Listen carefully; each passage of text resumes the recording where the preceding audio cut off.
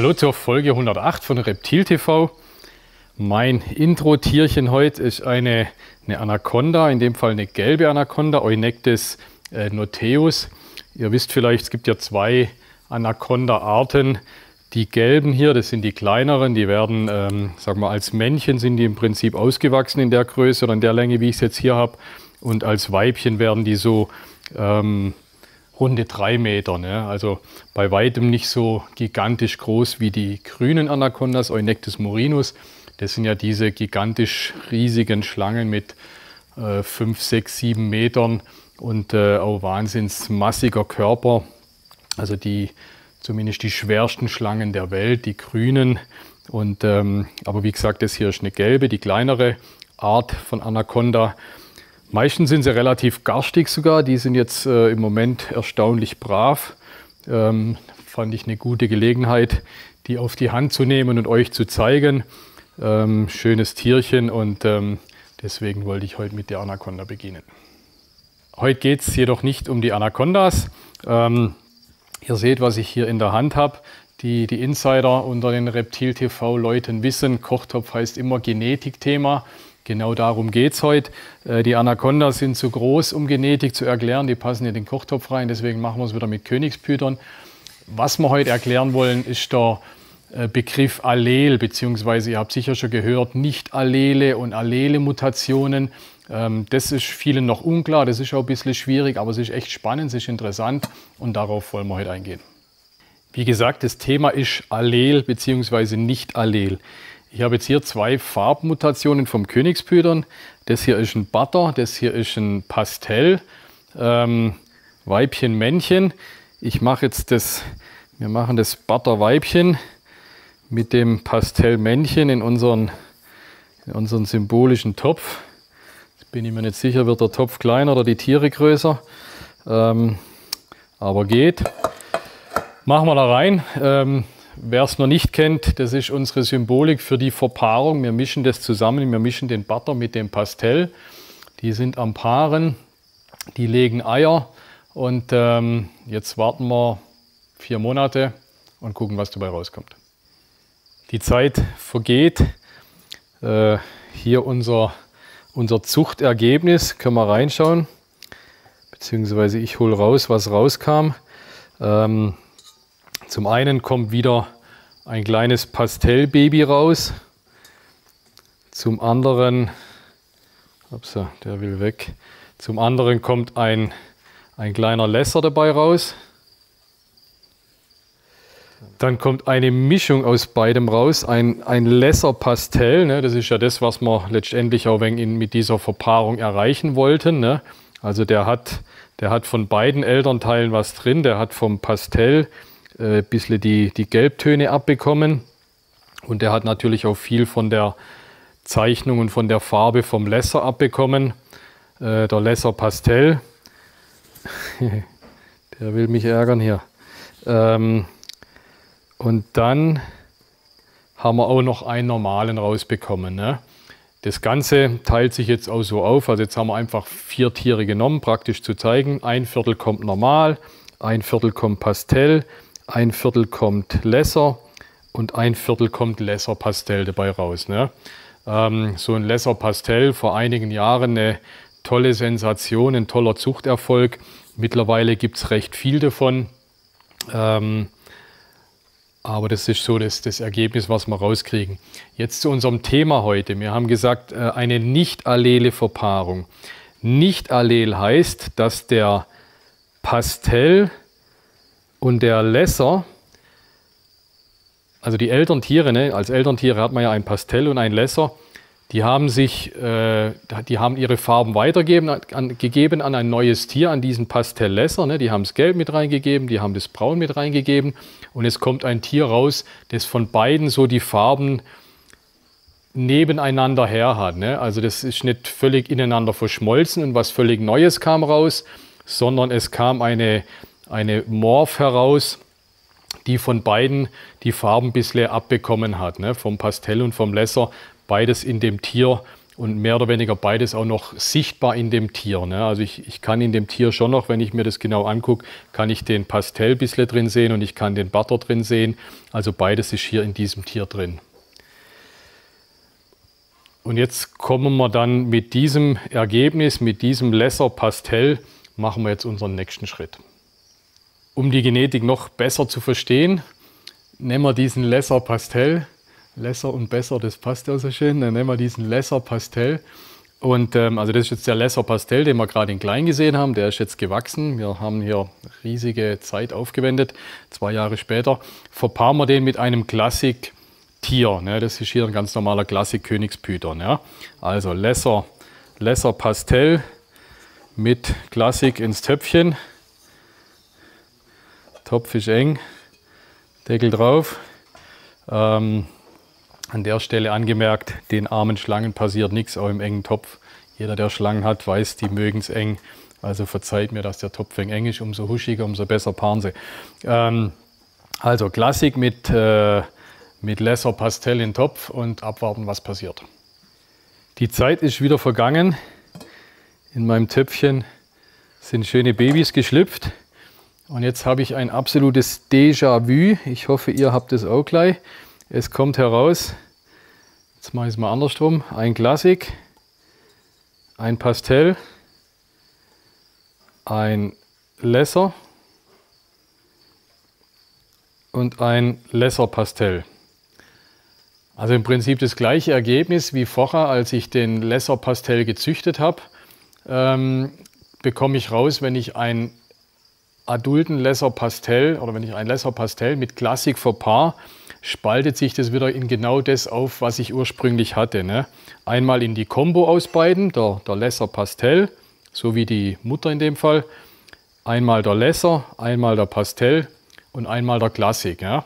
Also das, was wir zusammen gemischt haben, geht wieder auseinander in alles. Und das etwas Besondere ist, dass ich mit einem Lesser Pastell auch weitere Lesser Pastell züchten kann. Und zwar im Verhältnis 1:4.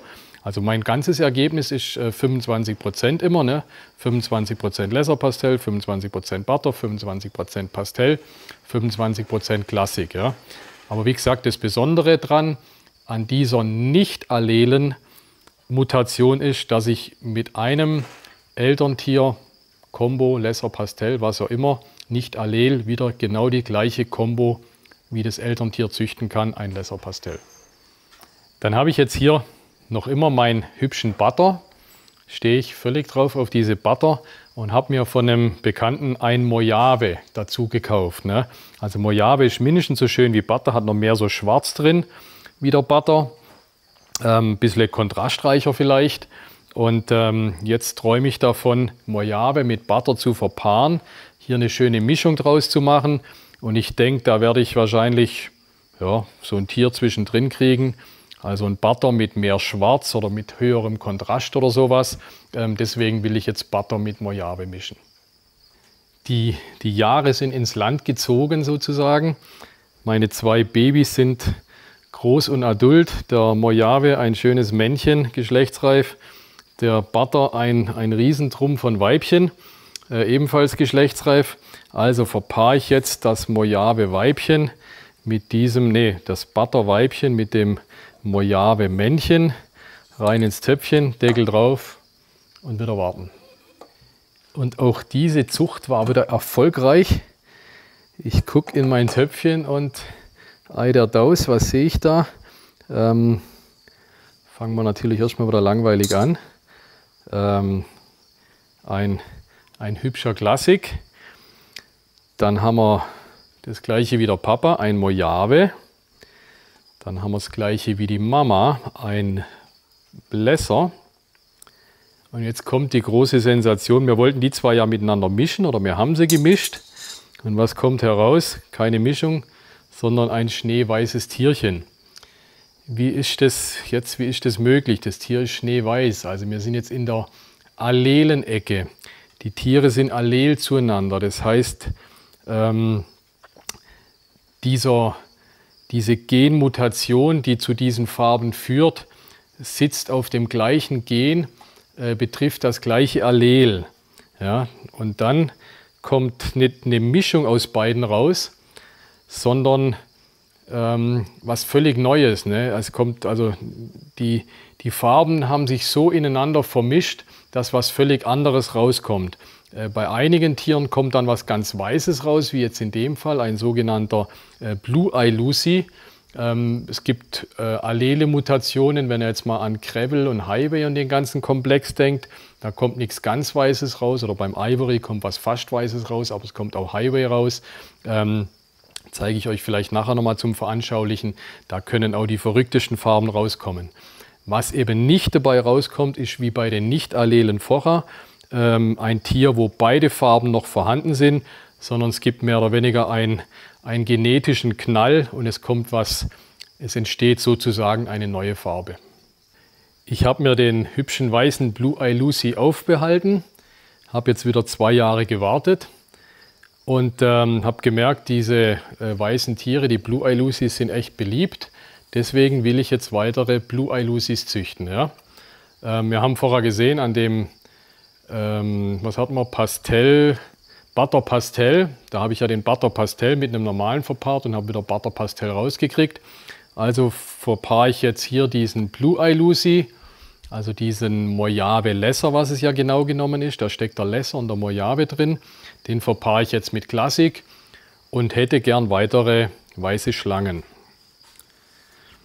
Rein ins Töpfchen.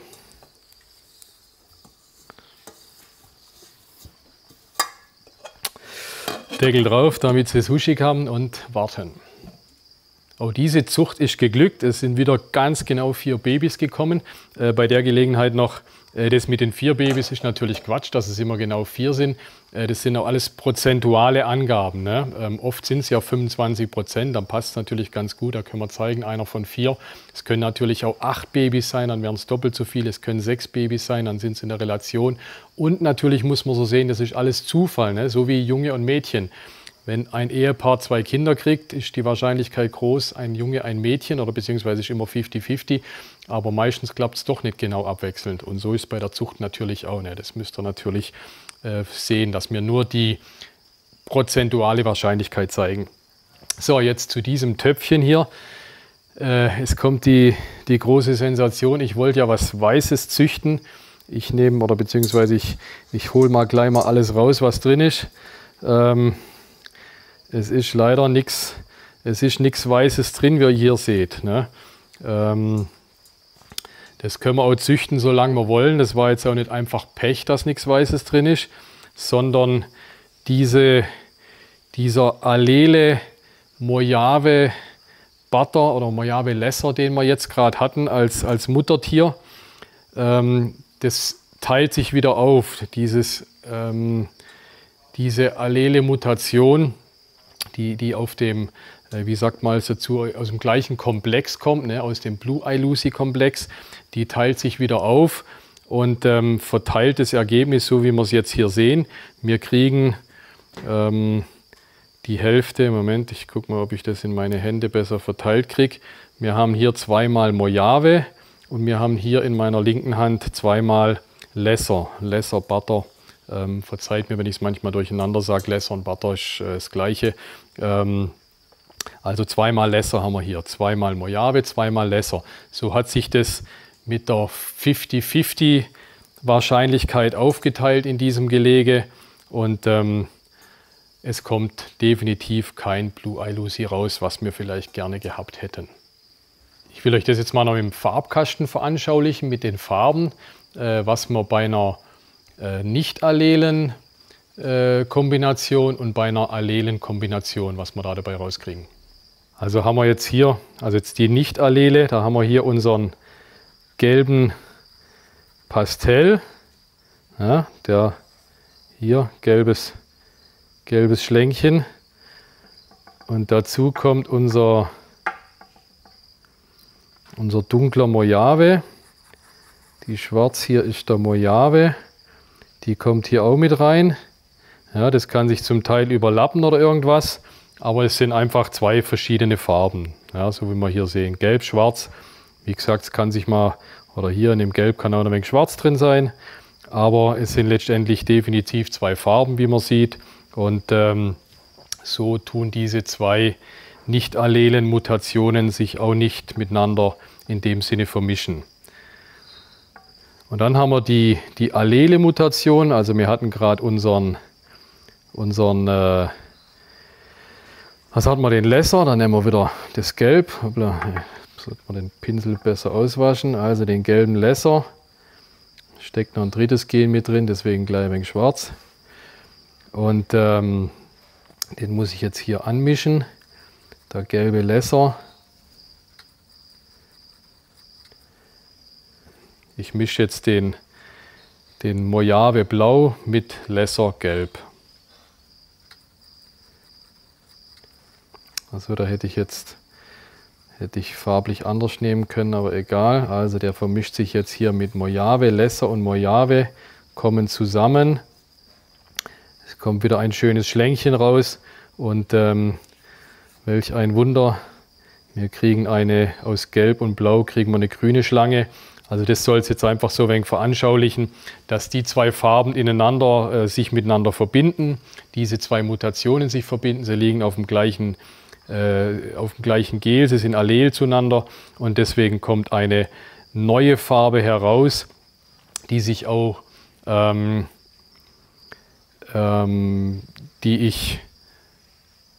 natürlich, klar kann ich diese neue Farbe durch Rückverpaarung wieder aufspalten, aber ich kann sie nicht innen drin erkennen. Also ich kann jetzt in der neuen Farbe, da drin sehe ich kein Lesser mehr, da drin sehe ich kein Mojave mehr. Ich kann an dem Tier nicht erkennen, welche Farben da drin stecken, weil eine völlig neue Farbe dabei rauskam. Hier auf meiner Zeichnung grün und in dem Fall, den wir jetzt gerade hatten, weiß.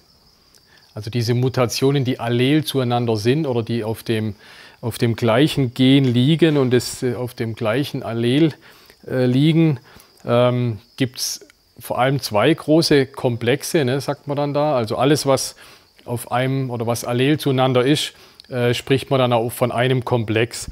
Es gibt zum einen diesen Blue-Eye-Lucy-Komplex hier in meiner rechten Hand.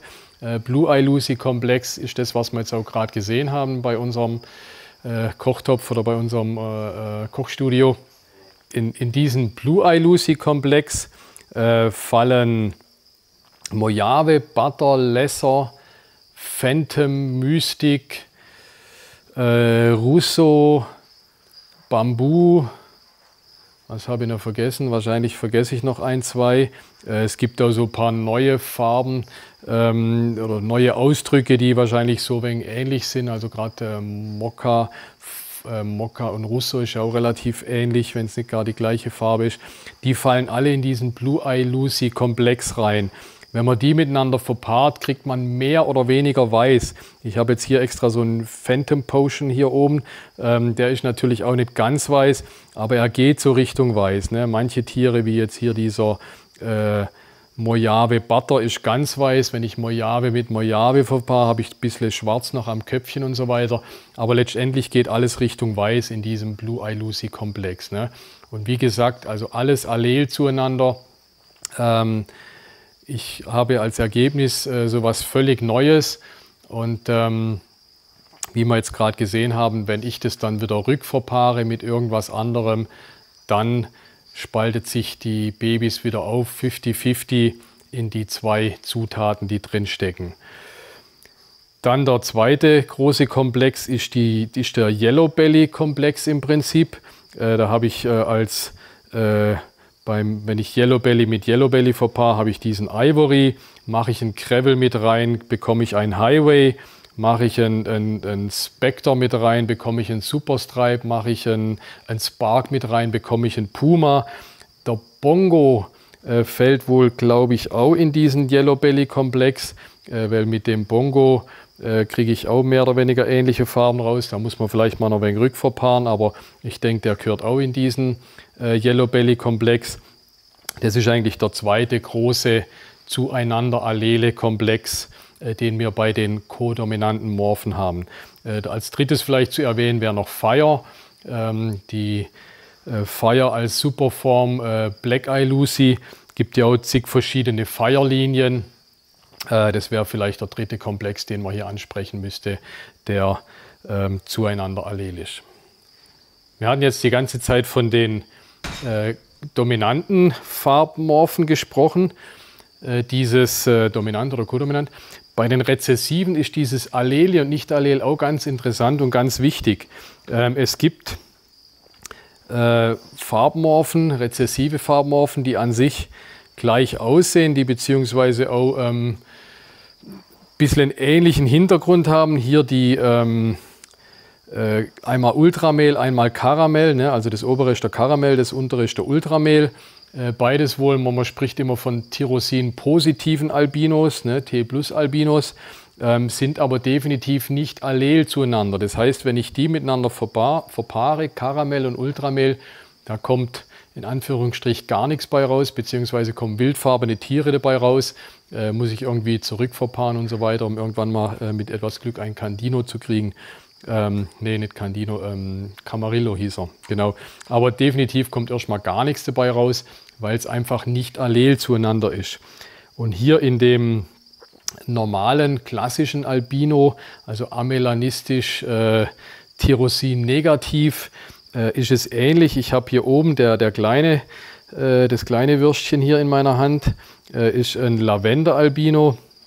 Das hier unten ist ein Candino und das ist ein normaler Albino. Wir wissen, normale Albino und Candino sind zueinander kompatibel, sind allel zueinander.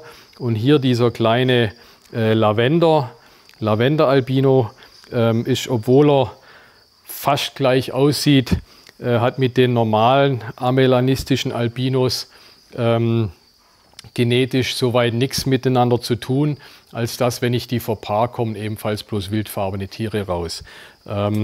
Ebenfalls eine Rolle spielt es bei den Axanthic. Man fragt ja bei den Axanthic immer, welche Linie ist das, VPI, Snakekeeper oder wie heißt die dritte, Michael Jolliffe-Linie. Das ist der gleiche Hintergrund, ne? Die ganzen Axanthic sind ebenfalls nicht allel zueinander und deswegen, wenn ihr die miteinander verpaart, kommen nur klassische Tiere dabei raus. Das war unsere aktuelle Kochstudio-Genetik-Folge. Ich wollte einfach dieses Allel, Nicht-Allel bildlich erklären. Gibt doch immer wieder Verwirrung da dabei. Oder ich muss sagen, bei mir ging es auch, ich glaube, Jahre, bis ich kapiert habe, was das denn miteinander zu tun hat oder wieso dann doch nicht plötzlich auch wieder ein Blue Eye Lucy rauskommt oder sowas. Das wollte ich euch erklären. Dann bleibt mir treu bis zur nächsten Folge und checkt meine Balls.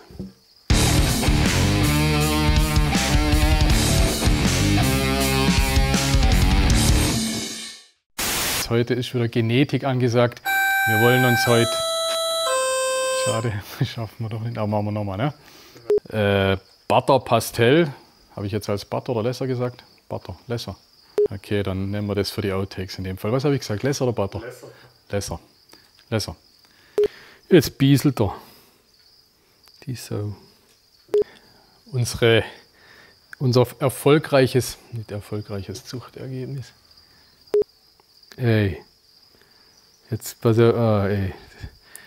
Keine Folge ohne ein kackendes Tier. Echt, das gibt's ja gar nicht. Ey, in das schöne Spaghetti-Topf rein. Ey. Das ist eine Folge, die meine Kinder nicht angucken dürfen, sonst essen sie aus dem Topf nichts mehr. Hier geht das Ergebnis unserer langjährigen Zucht. Was ist es? Ein Topf voller Scheiße. Hä? So ein Mist. Ich hoffe, wir konnten es anschaulich, ich soll ja nicht hoffen, ich soll ja wissen. Machen wir es nochmal. Nix, es passiert nichts mehr, ich bin durch.